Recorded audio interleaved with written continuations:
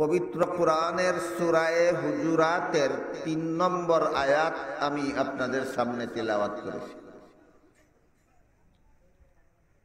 একটা ঘটনা উপলক্ষে আল্লাহ আয়াত নাযিল করেছিলেন। কিছু লোক রাসূল করিম সাল্লাল্লাহু আলাইহি ওয়াসাল্লামের কাছে তাদের মধ্যে একজন আমির নিযুক্ত করে দেওয়ার আবেদন নিয়ে এসেছে।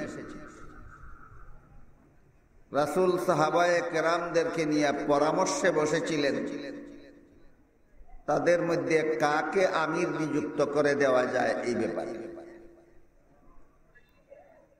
সেই বৈঠকের সমস্ত সদস্যগণ ছিলেন সাহাবায়ে কেরাম রাদিয়াল্লাহু আনহুম আজমাইন, আর সভাপতি ছিলেন স্বয়ং মুহাম্মদুর রাসূলুল্লাহ সাল্লাল্লাহু আলাইহি ওয়াসাল্লাম। এর মধ্যে এই সদস্য সাহাবাগণের মধ্যে হযরত আবু বকর সিদ্দিক রাদিয়াল্লাহু আনহু উপস্থিত ছিলেন, হযরত উমর ফারুক রাদিয়াল্লাহু আনহু উপস্থিত ছিলেন। যারা এসেছিল তাদের আমির নিযুক্ত করার জন্য তাদের আমির হিসাবে হযরত আবু বকর একজনের নাম প্রস্তাব করলেন আর হযরত উমর আরেকজনের নাম প্রস্তাব করলেন। দুইজনের নাম প্রস্তাব করার পরে প্রত্যেকেই যার যার প্রস্তাবিত ব্যক্তির যোগ্যতা বর্ণনা করতে গিয়া তাদের দুইজনের মধ্যে একটু কথা কাটাকাটি হয়ে গেল। দুইজনে যখন কথা কাটাকাটি শুরু হয় তখন এক সময় নিজের অলক্ষ্যেই নিজের বেখেয়ালেই গলার আওয়াজ বড় হয়ে যায়। যখন তাদের দুজনের গলার আওয়াজ একটু বড় হয়ে গেল, আওয়াজ বড় হওয়া রাসূলের সামনে কথাবার্তা বলতে আওয়াজ বড় হওয়ার প্রতিবাদ করে আল্লাহ এই সূরার ২ নম্বর আয়াত নাযিল করেছেন। নাযিল করে বলেন, ইয়া আইয়ুহাল্লাযীনা আমানু লা তারফাউ আসওয়াতাকুম ফাওকা সাওতিন নবী ওয়া লা তাজহারু লাহু বিল কওলি কাজাহরি বাযিকুম লিবায আন তাহবাতা আমালুকুম ওয়া আনতুম লা তাশউরুন। এর অর্থ হলো আল্লাহ বলেন, হে ঈমানদারগণ, তোমরা নবী যেখানে উপস্থিত আছেন সেখানে জোরে কথা বলা তো দূরের কথা, স্বাভাবিক আওয়াজেও যদি কথা বলো আর তোমাদের গলার আওয়াজটা যদি নবীর জন্য বিরক্তির কারণ হয়, তোমাদের আওয়াজের কারণে যদি নবীর কষ্ট হয়, তাহলে নবীর সাথে এমন চরম বেয়াদবি হবে তোমাদের, যে বেয়াদবির পরিণামে তোমাদের জিন্দেগির সমস্ত বন্দেগি বরবাদ হয়ে যাবে, অথচ তোমরা তা টেরও পাবে। তাই সূরা হুজুরাতের ২ নম্বর আয়াতে আল্লাহ একটা বিষয় পরিষ্কার করে দিলেন, নবী যেখানে উপস্থিত আছেন সেখানে জোরে কথা বলা তো দূরের কথা, স্বাভাবিক আওয়াজে কথা বললেও নবীর সাথে চরম বেয়াদবি হয়। এই একটা বিষয়ে সূরা হুজুরাতের ২ নম্বর আয়াতে আল্লাহ পরিষ্কার করে দিলেন। এই প্রসঙ্গে আমাদের সমাজের কিছু মানুষের ভুল ধারণার সংশোধন হওয়ার সুযোগ পাওয়া যায়। আমাদের সমাজে এমন কিছু মানুষ আছে যারা মনে করে যে রাসূল তাদের অনুষ্ঠানে উপস্থিত হন। তারা যে অনুষ্ঠান করে এই অনুষ্ঠানে রাসূল উপস্থিত হন, আবার চিৎকার দিয়া স্লোগানও দেয়। আল্লাহ কি বলছিলেন সূরা হুজুরাতের ২ নম্বর আয়াতে, রাসূল যেখানে উপস্থিত আছেন সেখানে চিৎকার দেওয়া তো দূরের কথা, জোরে কথা বলা তো দূরের কথা, স্বাভাবিক আওয়াজে কথা বললেও নবীর সাথে চরম বেয়াদবি হবে। নবী যেখানে উপস্থিত সেখানে আস্তে কথা বলো, এটা নবীর দরবারের আদব। কাজেই যারা নবীরে উপস্থিত মনে করে আর চিৎকার দিয়া কথা বলে, এরা নবীর দরবারের আদব রক্ষা করে না নবীর দরবারের বেয়াদব? এরা নবীর দরবারের বেয়াদব। হাদিস শরীফে রাসূল করিম সাল্লাল্লাহু আলাইহি ওয়াসাল্লাম বলেন, আল আম্বিয়াউ আহইয়াউন ফি কুবুরিহিম ইউসাল্লুন।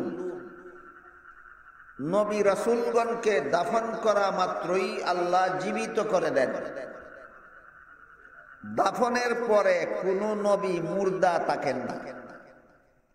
সমস্ত নবীদের ব্যাপারে আমাদের নবী বলেন, দাফন করা মাত্রই আল্লাহ নবীগণকে জীবিত করে দেন। এরপরে রাসূল বলেন, ফি কুবুরিহিম, জীবিত হয়ে তারা যার যার রওজা শরীফের ভিতরে থাকে। এখানে দুইটা কথা বুঝে থাকলে একটু দয়া করে বলেন, দাফনের পরেও নবী মুর্দা থাকেন না জীবিত হয়ে যান? দ্বিতীয় কথা হইল, জীবিত হয়ে বের হয়ে আসেন না ভিতরে থাকেন? নবী বলেন ভিতরে থাকেন, তুমি বলো তোমার এখানে চলে আসেন। নবীর কথা সত্য, তোমার কথা বাতিল। আরেকটা আনুষঙ্গিক কথা আছে, নবীগণকে যেখানে দাফন করা হয়, যে কবরকে দাফন করা হয়, নবীর উম্মতেরা সম্মানার্থে, নবীর সম্মানার্থে নবীর কবরকে রওজা শরীফ বলে। রওজা শরীফের মর্ম হইল জান্নাতের বাগান। রওজা শরীফের মর্ম হইল জান্নাতের বাগান। আমাদের দেশে যত বাতিল দলের মুসলমান আছে, বিভিন্ন বাতিল দলের মুসলমান আছে। একদল বাতিল মুসলমান আছে যারা বলে নবীকে দাফন করার পরেও নবী মুর্দাই থাকেন। এই বাতিল দলের নাম লামাযহাবী। আরেক দল বলে নবীর মরণই নাই। এই বাতিল দলের নাম বেদাতি। আল্লাহ পাক রব্বুল আলামিন পবিত্র কোরআনে বলেন, ইন্নাকা মাইয়িতুন ওয়া ইন্নাহুম মাইয়িতুন। হে রাসূল করিম সাল্লাল্লাহু আলাইহি ওয়াসাল্লাম, আপনিও মরণশীল, তারাও মরণশীল। আমাদের নবীকে আল্লাহ সম্বোধন করে গুরুত্বপূর্ণভাবে বলেন, আপনিও মরণশীল। আমাদের নবীকে আল্লাহ নিজেই কোরআনে মরণশীল বলেছেন। কাজেই যারা বলে মরণই নাই, এরা কোরআনই মানে না। যারা কোরআনই মানে না, এরা আবার কিসের মুসলমান? এই কারণে যেহেতু আল্লাহ কোরআনে নবীর মরণ আছে কথাটা বলেছেন, এই জন্য খাঁটি মুসলমানেরা বিশ্বাস করে সমস্ত প্রাণীর মরণ আছে, নবীরও মরণ আছে। আর হাদিস শরীফে যেহেতু রাসূল বলেছেন দাফন করার পরে তারা জীবিত হয়ে যান, এই জন্য আমরা কোরআনের কথাও মানি, হাদিসের কথাও মানি। কোরআনে আল্লাহ বলেছেন নবীর মরণ আছে, আমরা বিশ্বাস করি নবীর মরণ হয়েছে। হাদিসে রাসূল বলেছেন দাফনের পরে জীবিত হয়ে যান, আমরা বিশ্বাস করি নবী এখন আর মুর্দা অবস্থায় নাই, নবী এখন রওজা শরীফের ভিতরে জীবিত অবস্থায় আছে। তো যারা বলে নবীকে দাফন করার পরেও নবী মরাই আছেন, জীবিত হইছেন না, এরা লামাযহাবী। লামাযহাবীদের ভ্রান্ত আকীদা হইল নবীগণ কবরের ভিতরে জীবিত নাই, মুর্দা অবস্থায় আছে। আহলে সুন্নাত ওয়াল জামাতের মুসলমানের সহিহ আকীদা হইল নবীগণ রওজা শরীফের ভিতরে জীবিত অবস্থায় আছে।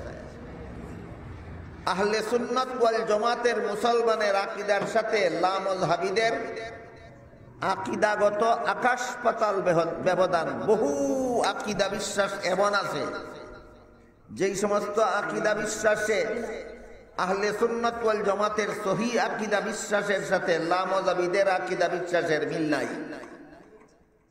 যে সমস্ত আকিদার মধ্যে আহলে সুন্নাত ওয়াল জামাতের সাথে লামাযাবিদের গন্ডগোল, এর মধ্যে একটা হইল আহলে সুন্নাত ওয়াল জামাতের মুসলমানদের আকিদা হইল দাফন করার পরে নবী জিন্দা। জিন্দা নবী দাফন করা হয়েছে না দাফনের পরে নবীকে জিন্দা করা হয়েছে? দাফনের পরে নবী জিন্দা। লামাযাবিরা কয় দাফনের পরে ও মুর্দা। বলেন খাঁটি মুসলমান আর লামাযাবিদের আকিদা একরকম না বেশ কম? কাজেই লামাযাবিরা খাঁটি মুসলমান নয়, এরা ভ্রান্ত আকিদা পোষণকারী, বাতিল দল।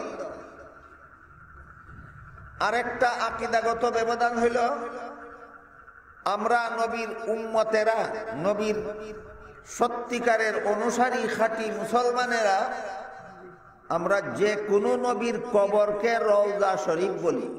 রওজা শব্দের অর্থ বাগান, শরীফ অর্থ সম্মানিত। নবীর কবরকে আমরা সম্মানিত বাগান বলি। এই বাগান শব্দটাকে আরবি ভাষায় বলে রওজা।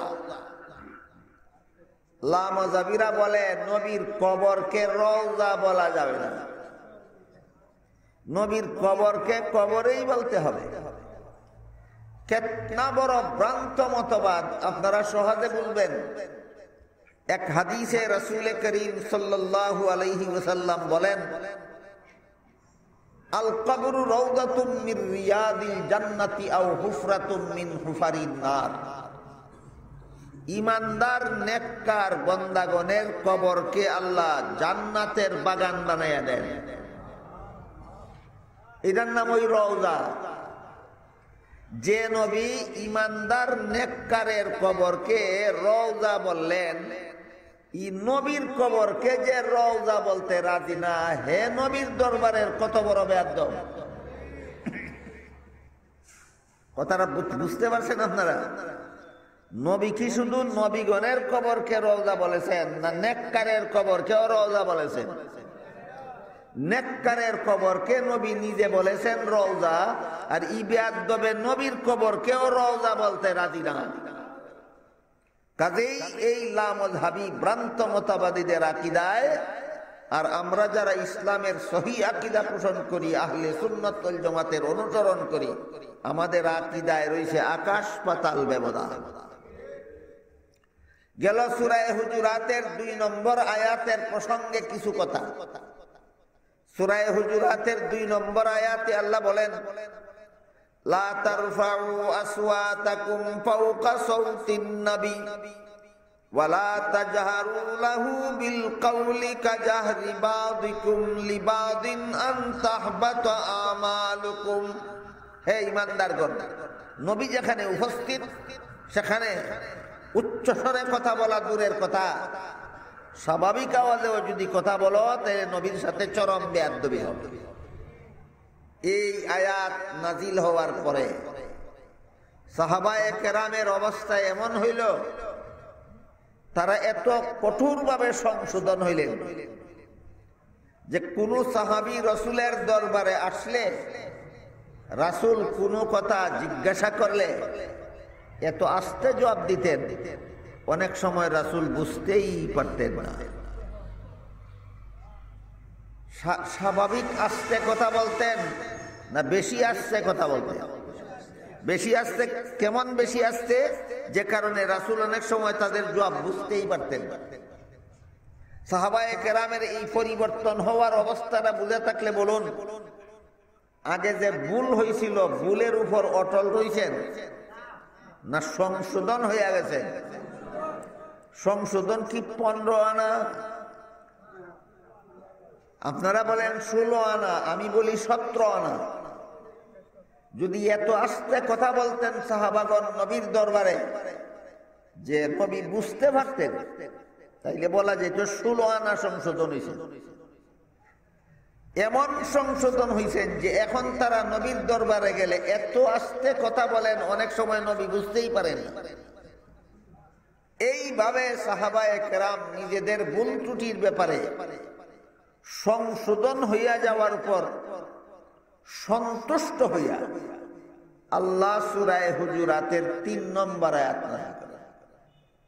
এই হইল ৩ নম্বর আয়াত, যে ঘটনা উপলক্ষে আল্লাহ নাযিল করেন। এই হইল ঘটনার সারমর্ম। সূরা হুজুরাতের ৩ নম্বর আয়াত নাযিল করে আল্লাহ বলেন, ইন্নাল্লাযীনা ইয়াগুদ্দুনা আসওয়াতাহুম ইনদা রাসূলিল্লাহি উলাইকাল্লাযীনা ইমতাহানাল্লাহ। নিশ্চয়ই যারা রাসূলের দরবারে আস্তে কথা বলে। এতক্ষণের কথা বুঝে থাকলে অবশ্যই আপনারা বলতে পারবেন রাসূলের দরবারে আস্তে কথা বলে কারা? সাহাবায়ে কেরাম। রাসূল করিম সাল্লাল্লাহু আলাইহি ওয়াসাল্লাম হাদিস শরীফে কি বলে গেছেন? দাফন করার পরে আবার আমাদের অনুষ্ঠানে আসবেন না রওজা শরীফের ভিতরে থাকবেন? কাজী ওইটা হইল রাসূলের দরবার। আপনাদের অনুষ্ঠান রাসূলের দরবার নয়। এখানে আপনারা চিৎকার দিলে রাসূলের সাথে বেয়াদবি হবে না। রাসূল এখানে উপস্থিত না। মদিনা শরীফে গিয়া চিৎকার দিলে রাসূলের সাথে বেয়াদবি হবে। রাসূল সেখানে উপস্থিত। আল্লাহ বলেন রাসূলের দরবারে যারা আস্তে কথা বলে, অর্থাৎ এরা হলেন একমাত্র সাহাবায়ে কেরাম। এই সমস্ত আস্তে কথা বলনেওয়ালা সাহাবায়ে কেরামের অন্তরকে আল্লাহ পরীক্ষা করেছেন। সাহাবাগণকে আল্লাহ পরীক্ষা করেছেন। পরীক্ষাতে আল্লাহ করলেন, লেখাপড়া করাইল কে?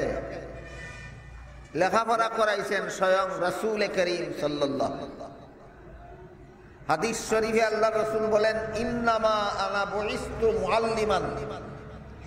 আল্লাহ আমাকে উম্মতের উস্তাদ বানাইয়া বানাইয়া। রাসূল হইলেন উম্মতের উস্তাদ। আপনারা একটু ধৈর্যের সাথে কয়েক মিনিট মনোযোগ দিয়ে শুনলে এই উস্তাদের কোয়ালিফিকেশন কত, এই উস্তাদের শিক্ষাগত যোগ্যতা কত, এটাও আমি আপনাদের পরিষ্কার বলে দিই। চলে এক হাদিসে রাসূল করিম সাল্লাল্লাহু আলাইহি ওয়াসাল্লাম বলেন, উতিতু ইলমাল আউয়ালিন ওয়াল আখিরিন। আমার পূর্বে যত মানুষ দুনিয়াতে এসেছিল আর আমার পরে কিয়ামত পর্যন্ত যত মানুষ দুনিয়াতে আসবে, আগের পরের সমস্ত মানুষকে আল্লাহ যে পরিমাণ এলেম দান করেছিলেন, দান করবেন, সকলের সমপরিমাণ এলেম আল্লাহ একা আমাকে দান করেছেন।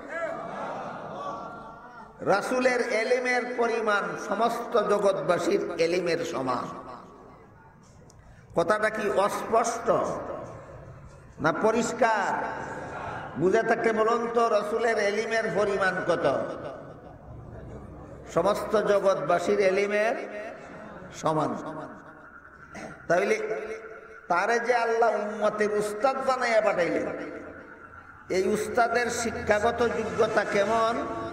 অন্য কোন উস্তাদের মতো না, জগৎ শ্রেষ্ঠ। জগৎ শ্রেষ্ঠ। জগতে যত শিক্ষক আছে, যত উস্তাদ আছে, সর্বশ্রেষ্ঠ উস্তাদ হলেন মুহাম্মদুর রাসূলুল্লাহ সাল্লাল্লাহু আলাইহি ওয়াসাল্লাম। গোটা উম্মতই রাসূলের ছাত্র। সাহাবায়ে কেরাম হলেন সরাসরি ছাত্র, আর আমরা হইলাম সাহাবাগণের মাধ্যমে রাসূলের ছাত্র। আমরাও রাসূলের ছাত্র। ডাইরেক্ট না সাহাবাগণের মাধ্যমে? আর সাহাবাগণ রাসূলের ছাত্র কারো মাধ্যমে না সরাসরি? সাহাবাগণ ছিলেন রাসূলের সরাসরি ছাত্র। উস্তাদের যোগ্যতাটা ভুলে যাবেন না তো। সাহাবাগণের উস্তাদ রাসূল। শিক্ষাগত যোগ্যতা কি? রাসূলের এলিমের পরিমাণ সমস্ত জগৎবাসীর এলিমের সমান।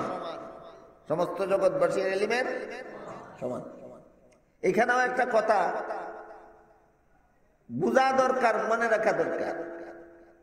রাসূলের এলিমের এইটা হইল প্রশংসনীয় দিক, যে আল্লাহ পাক রব্বুল আলামিন আমাদের রাসূলকে সমস্ত জগৎবাসীর সমান এলেম আল্লাহ একা আমাদের রাসূলকে দান করেছেন। কিন্তু আলিমুল গাইব আল্লাহ ছাড়া কেউ নাই। আলিমুল গাইব হওয়া একমাত্র আল্লাহর গুণ, আর সমস্ত জগৎবাসীর সমান আলিম হওয়া রাসূলের গুণ। দুইজনের এক গুণই না, দুইজনের গুণ দুইটা। একটা হইল আল্লাহর গুণ আর একটা হইল রাসূলের গুণ। আল্লাহর গুণ হইল আলিমুল গাইব হওয়া, আর রাসূলের গুণ হইল সমস্ত জগৎবাসীর সমান এলেমওয়ালা হওয়া। এক কথা না দুই কথা? দুই কথা। এই কথাগুলি যারা বুঝে না, শিখে না, পড়ে না, জানে না, এরা লেজে গুবরে অবস্থার সৃষ্টি করে। আল্লাহর গুণ রসুলরে দেয়, রসুলের গুণ আল্লাহরে দেয়। কয় রসুল গায়েব জানেন, অথচ আল্লাহ পাক রব্বুল আলামিন কুরআনের আয়াতে বলেন, কুল লা ইয়ালামু মান ফিস সামাওয়াতি ওয়াল আরদিল গায়বা ইল্লাল্লাহ। অর্থাৎ হে রাসূল করিম সাল্লাল্লাহু আলাইহি ওয়াসাল্লাম, আপনি ঘোষণা করে দিন, আসমান জমিনের কোন বাসিন্দাই গায়েব জানে না একমাত্র আল্লাহ ছাড়া। কথাটা পরিষ্কার কিনা? পরিষ্কার। এই জন্য ইমাম আবু হানিফা রহমতুল্লাহি আলাইহির লেখা একটা আহলে সুন্নাত ওয়াল জামাতের আকীদা বিষয়ের কিতাব আছে। কিতাবটার নাম ফিকহে আকবর। সারা পৃথিবীর হানাফি মাযহাবের ভাষ্যকার আল্লামা মুল্লা আলী আল কারি রহমতুল্লাহি আলাইহি এই কিতাবের ব্যাখ্যা লিখেছেন। ব্যাখ্যাটার নাম হইল শরহে ফিকহে আকবর। সেখানে পরিষ্কার ভাষায় উল্লেখ আছে, قد صرح الحنفية بالتكفير باعتقاد أن النبي صلى الله عليه وسلم يعلم الغيب لمعارضة قوله تعالى قل لا يعلم من في السماوات والأرض الغيب إلا الله। এর অর্থ হইল,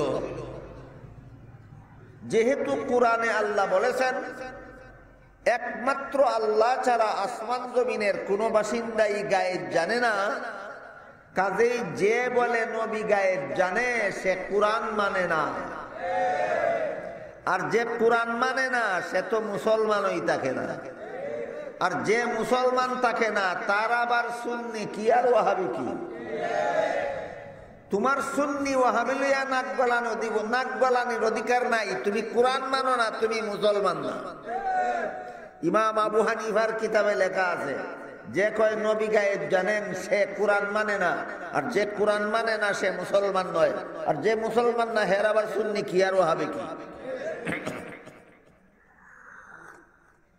এই জন্য আপনাদের বিষয়টা ক্লিয়ার হওয়া দরকার। গায়েব জানা রসুলের গুণ না, গায়েব জানা আল্লাহর গুণ। রসুলের গুণ কোনটা? সমস্ত জগৎবাসীর সমান এলিমওয়ালা হওয়া, এটা রসুলের গুণ। বুঝে থাকলে বলেন আল্লাহর গুণে আর রসুলের গুণে একাকার না পার্থক্য আছে? এই পার্থক্য বজায় রাখাটা হইল আহলে সুন্নাত ওয়াল জামাতের মুসলমানের কাজ, আর একাকার করে দেওয়াটা হইল বেদাতি মুশরিকদের কাজ।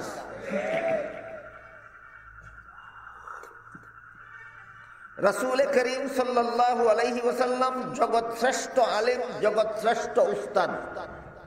সাহাবায়ে কেরাম হইলেন তার সরাসরি ছাত্র।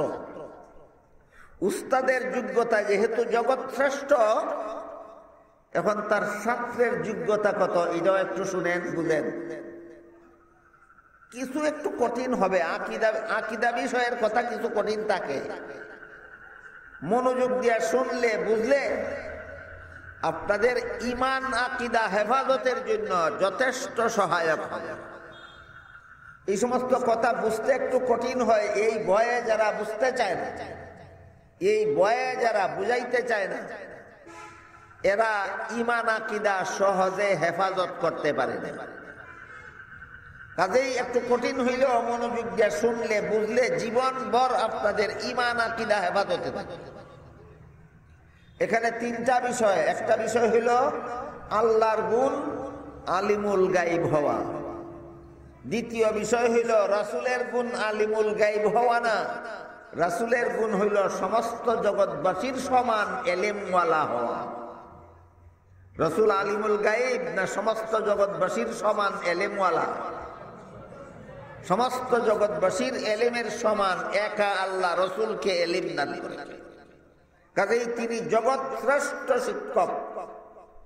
3 নম্বর যে কথাটা আমাদের আকীদা বিষয়ের সাথে অত্যন্ত গুরুত্বপূর্ণভাবে জড়িত, সেটা হইল এই জগৎ শ্রেষ্ঠ শিক্ষকের এই সমস্ত সরাসরি ছাত্রগণ এদের যোগ্যতা কি? আহলে সুন্নাত ওয়াল জামাতের আকীদা মতে মুহাম্মদুর রাসূলুল্লাহ সাল্লাল্লাহু আলাইহি ওয়াসাল্লামের যে কোনো একজন সাহাবীর মর্যাদা সারা দুনিয়ার সর্বযুগের সমস্ত ওলি আউলিয়াগণের চেয়ে শ্রেষ্ঠ। উস্তাদের মর্যাদা কত, ছাত্রের মর্যাদা কত, একটু পরিষ্কার বুঝলে নিজের ঈমান আকীদা হেফাজত করা সহজ হয়। উস্তাদের যোগ্যতা কত? সমস্ত জগৎবাসীর সমান এলেমওয়ালা উস্তাদ। সরাসরি ছাত্র সাহাবায়ে কেরাম, তাদের মর্যাদা কত? রাসূলের প্রত্যেক সাহাবীর মর্যাদা সমস্ত ওলিয়া উলিয়াগণের চেয়ে শ্রেষ্ঠ। সমস্ত ওলিয়া উলিয়াগণের চেয়ে শ্রেষ্ঠ। আমরা যে সমস্ত পৃথিবী বিখ্যাত ওলিয়া উলিয়াগণের নাম জানি, এর মধ্যে একজনের নাম হযরত শাহজালাল মুজাররদে ইয়ামানী রাহমাতুল্লাহ, একজনের নাম আব্দুল কাদের জিলানী রাহমাতুল্লাহ, একজনের নাম খাজা মঈনুদ্দিন চিশতি রাহমাতুল্লাহ। এই সমস্ত ওলিয়া উলিয়াগণের মর্যাদা হযরত মুয়াবিয়ার চেয়ে কম। একজনে কয়জনে বলছে? এই সমস্ত অলিগণের মর্যাদা হযরত মুয়াবিয়ার চেয়ে কম। কম কম। আপনি যদি মনে করেন রাসূলের কোন একজন সাহাবীর থেকে কোন ওলির মর্যাদা বেশি, আপনি আহলে সুন্নাত ওয়াল জামাতের অন্তর্ভুক্ত থাকবেন না, বহিষ্কার। কেউ যদি রাসূলের কোন একজন সাহাবীর মর্যাদা কোন ওলিয়া উলিয়ার থেকে কম মনে করে, সে আহলে সুন্নাত থাকে না, আহলে সুন্নাত থেকে বহিষ্কার হইয়া যায়। এই জন্য কইছিলাম কথা একটু কঠিন হইলেও ভালো রকম বুঝলে ঈমান আকীদা হেফাজতের জন্য জরুরি, না বুঝলে ঈমান আকীদা হেফাজত করতে পারবে। এই বিষয়টা না জানার কারণে, না বুঝার কারণে আমাদের সমাজে অনেক মুসলমান হযরত মুআবিয়া রাদিয়াল্লাহু আনহুর সমালোচনা করে। হযরত মুআবিয়া রাসূলের সাহাবী, হযরত মুআবিয়া রাসূলের সাহাবী। বিষয়টা পরিষ্কারভাবে বোঝার জন্য একটা উদাহরণ দেই, শুনুন। হযরত ইমাম শাফিঈ রাহমাতুল্লাহি আলাইহিকে জিজ্ঞাসা করা হয়েছিল, উমর ইবনে আব্দুল আজিজ একজন তাবেঈ ছিলেন, সাহাবী না, তাবেঈ, কিন্তু তার শাসনামলে সারা দেশে শান্তি আর শান্তি বিরাজ করেছে। হযরত মুআবিয়া সাহাবী, কিন্তু তার শাসনামলে সারা দেশে শুধু গন্ডগোল আর গন্ডগোল চলেছে। বুঝে থাকলে বলেন, মুআবিয়া তাবেঈ না সাহাবী? তার শাসনের সময় দেশ শান্তি বিরাজ করছিল না গন্ডগোল ছিল? আর উমর বিন আব্দুল আজিজ সাহাবী না তাবেঈ? তার আমলে দেশ অশান্তি ছিল না শান্তি ছিল?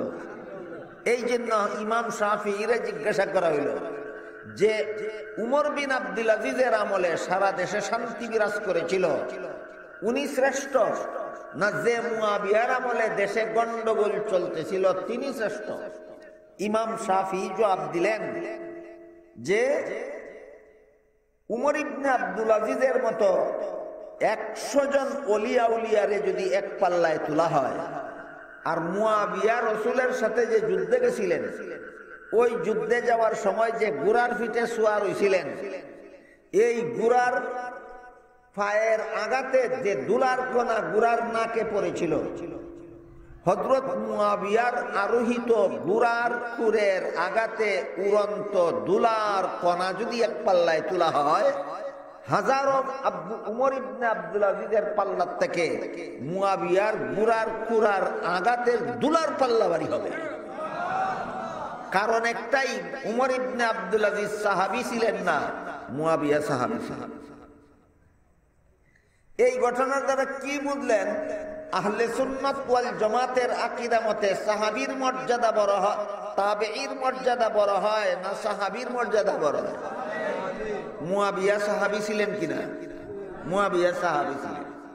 কাজে কাজেই মুয়াবিয়ার সমালোচনা করা জিন্দিকের কাজ, রাসূলের সাহাবীর সমালোচনা করা মুনাফিকের কাজ। তিরমিজি শরীফের বর্ণিত এক হাদিসে রাসূল করিম সাল্লাল্লাহু আলাইহি ওয়াসাল্লাম বলেন, ইযা রাআইতুমুল্লাযীনা ইয়াসুব্বুনা আসহাবী ফাকুলু লানাতুল্লাহি আলা শাররিকুম। অর্থাৎ, হে আমার উম্মত মুসলমানেরা, তোমরা যদি ওই সমস্ত লোকদের সাক্ষাৎ পাও যারা আমার সাহাবাগণের মন্দ কয়, তাদেরকে বলে দিও আমার সাহাবীর মন্দ যারা কয় তাদের উপর আল্লাহর লানত। রাসূলের সাহাবীর মন্দ যারা কয় তাদের উপর আল্লাহর লানত। আরেক হাদিসে রাসূল বলেন,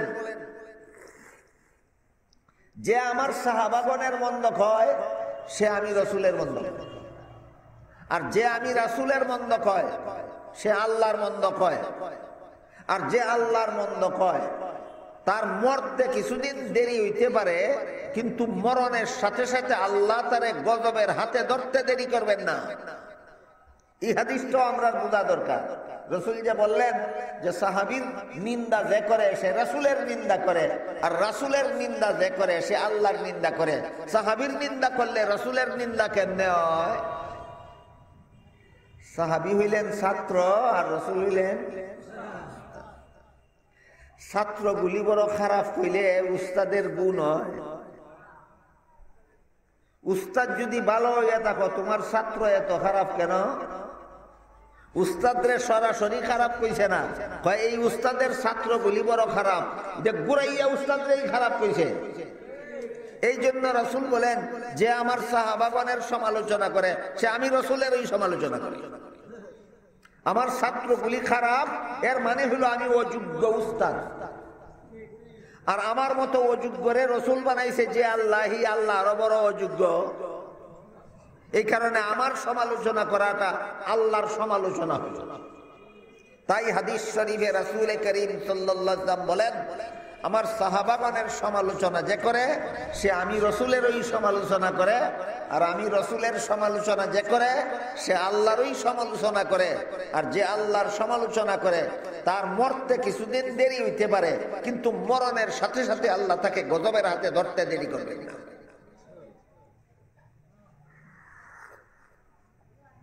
সূরা হুজুরাতের ৩ নম্বর আয়াতে আল্লাহ বলেন, ইন্নাল্লাযীনা ইয়াগুদ্দুনা আসওয়াতাহুম ইনদা রাসূলিল্লাহি উলাইকাল্লাযীনা ইমতাহানাল্লাহু কুলুবাহুম লিত্তাকওয়া। নিশ্চয়ই যারা রাসূলের দরবারে আস্তে কথা বলে। এতক্ষণের কথা বুঝে থাকলে বলুন এরা কারা? সবাই। আল্লাহ বলেন, এদের পরীক্ষা নিছি আমি আল্লাহ। এখানে ৩টা কথা লক্ষ্য করা দরকার। রাসূল হইলেন উস্তাদ, সাহাবাগান হইলেন ছাত্র, আর আল্লাহ হইলেন পরীক্ষক। বুঝে থাকলে বলেন, উস্তাদকে রাসূল, ছাত্রকে সাহাবায়ে কেরাম, পরীক্ষককে আল্লাহ। যদি এমন হইতো যে রাসূল পড়াইছেন, রাসূল পরীক্ষা নিছেন, আর এই সবগুলি ছাত্র ফার্স্ট ডিভিশনে পাস করে লাইছে, তাইলে যারা রাসূলের দোষ তালাশ করে, যারা রাসূলের ছাত্রদের দোষ তালাশ করে, এরা এই কথা কইবার সুযোগ পাইতো যে নিজেই পড়াইছে, নিজেই পরীক্ষা লইছে, আর খাতির হইরা সবটিরে পাস করাইয়া দিছে। এই রকম কথা বলার পর আল্লাহ চিরকালের জন্য বন্ধ করে দিয়া বলেন, উলাইকাল্লাযীনা ইমতাহানাল্লাহ, রাসূল এদের উস্তাদ, পরীক্ষক আমি নিজে আল্লাহ।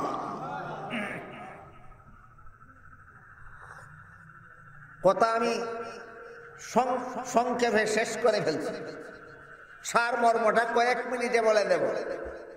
বুঝে থাকলে বলুন তো, সাহাবাগণের উস্তাদকে? রসুল। ছাত্র কারা? পরীক্ষককে। এখন যদি সব ছাত্র ফার্স্ট ডিভিশনে ফাঁস করে, উস্তাদে খাতির কইরা ফাঁস করে দিছে, এমন কথার ভাগ থাকেনি। এই ভাগটা আল্লাহ চিরতরে বন্ধ করে দিয়েছেন। বলছেন যে এই রসুলে এদেরকে পড়াইছেন, এই রসুল পরীক্ষক না, পরীক্ষক আমি নিজে আল্লাহ। এখন রসুলে তারা কি পড়াইছেন? 30 পারা কোরআন পড়াইছেন, লক্ষ লক্ষ হাদিস পড়াইছেন। 30 পারা কোরআন রসুল সাহাবাদেরকে পড়াইছেন, লক্ষ লক্ষ হাদিস রসুল তার সাহাবাদেরকে পড়াইছেন, আর পরীক্ষা নিছেন আল্লাহ। 30 পারা কোরআনের পরীক্ষা নিতে গিয়া যদি এক পারার থেকে একটা প্রশ্ন হয়, তা 30 পারা কোরআন থেকে 30টা প্রশ্ন হওয়ার কথা। এক এক সূরাত থেকে যদি এক একটা প্রশ্ন হয়, তাহলে 114 সূরাত থেকে 114 প্রশ্ন হওয়ার কথা।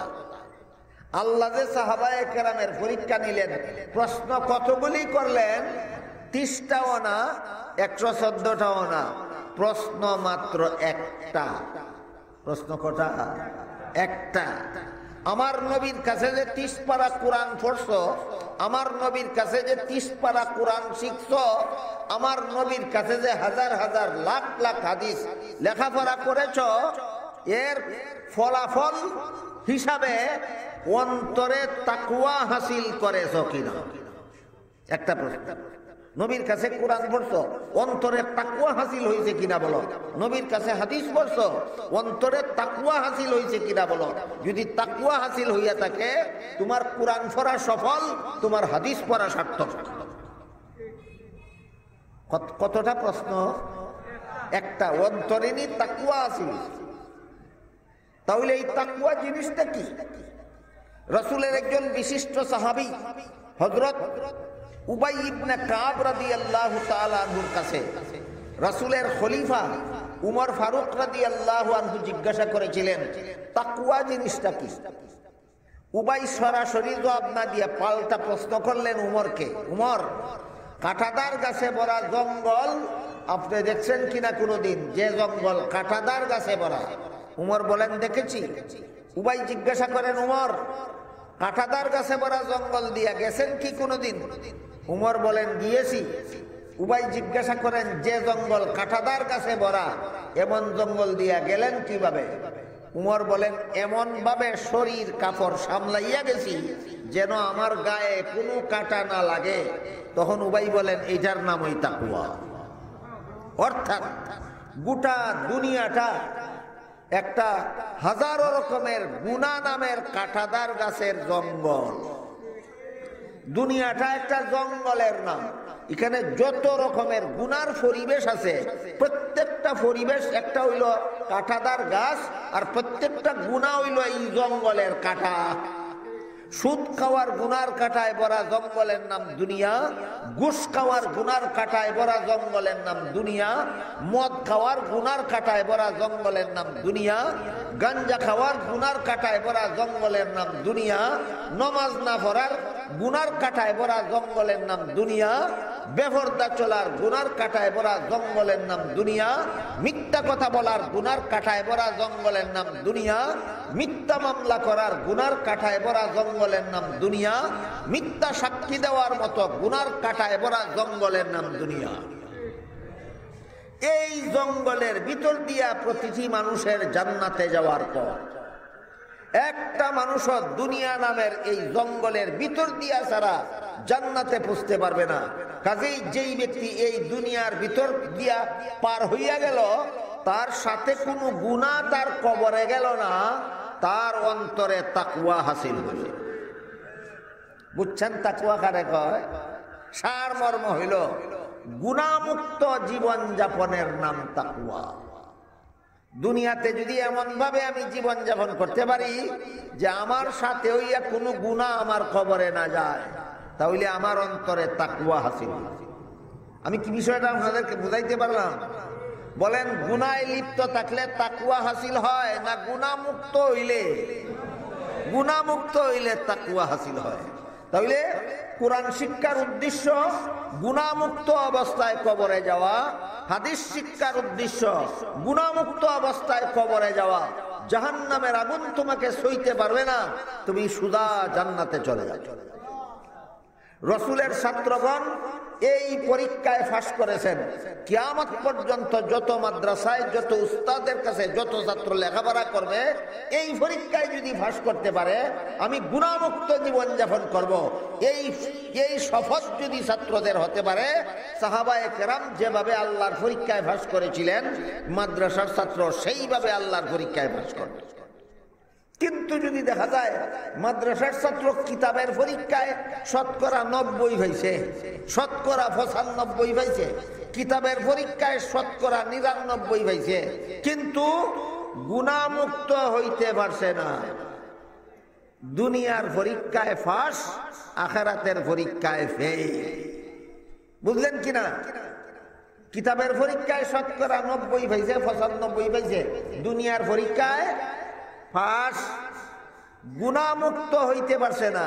হয়তো মিথ্যা কথা কয়, না হয় মিথ্যা মামলা করে, না হয় মিথ্যা সাক্ষী দেয়, না হয় সুদ খায়, না হয় ঘুষ খায়, না হয় মদ খায়, না হয় গাঞ্জা খায়, না হয় নামাজ কাজা করে, না হয় বেপরদা চলে।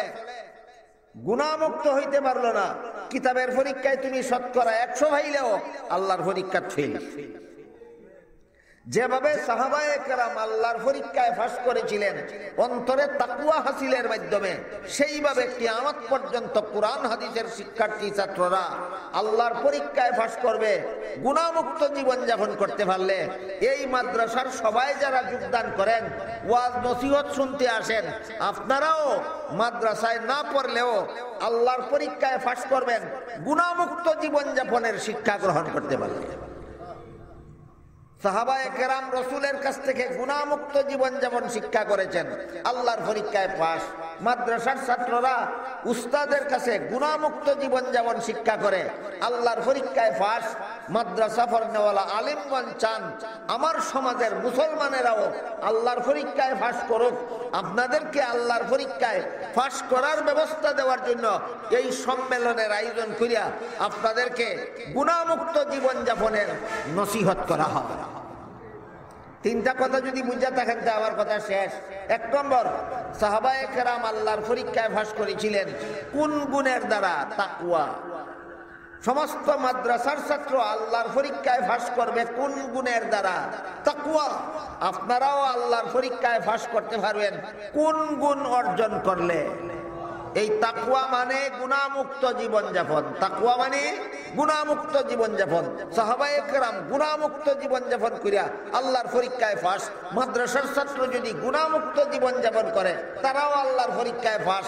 আমরা যারা সাহাবীও না, মাদ্রাসার ছাত্রও না, আমরাও যদি গুনাহমুক্ত জীবন যাপন করতে পারি, মাদ্রাসার সম্মেলন থেকে গুনাহমুক্ত জীবন যাপনের নসিহত শুনিয়া আমরাও যদি গুনাহমুক্ত জীবন যাপন করতে পারি, আমরাও আল্লাহর পরীক্ষায় ফাঁস।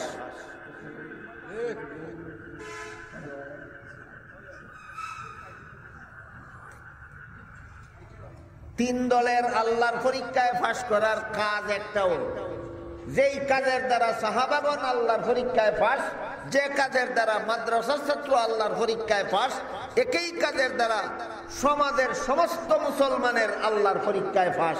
গুণটার নাম হইল তাকওয়া। আল্লাহ আপনারে আমরারে এই তাকওয়ার গুণ অর্জন করিয়া সমস্ত মুসলমানরে আল্লাহর পরীক্ষায় ফাঁস করার তৌফিক দান করুন।